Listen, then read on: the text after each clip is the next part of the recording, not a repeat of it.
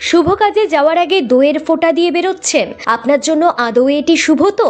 জ্যোতিষমত বলছে দইয়ের ফোঁটা কারোর ক্ষেত্রে শুভ, আবার কারোর ক্ষেত্রে অশুভ প্রভাবও ফেলতে পারে।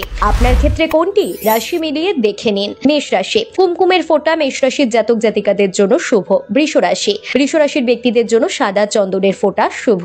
মিথুন রাশি, কেশরের ফোঁটা মিথুন রাশির জাতক জাতিকাদের জন্য শুভ।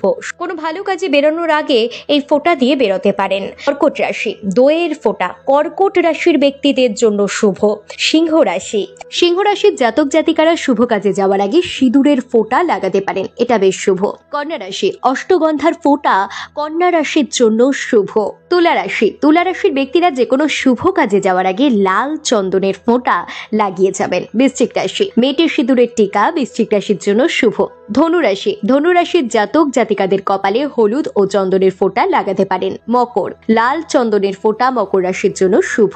এছাড়াও রয়েছে কুম্ভ ও মীন রাশি। কুম্ভ রাশির জন্য শুভ হলো কাজলের ফোঁটা। মীন রাশির জন্য সাদা চন্দন ও কেশরের ফোঁটা অত্যন্ত শুভ।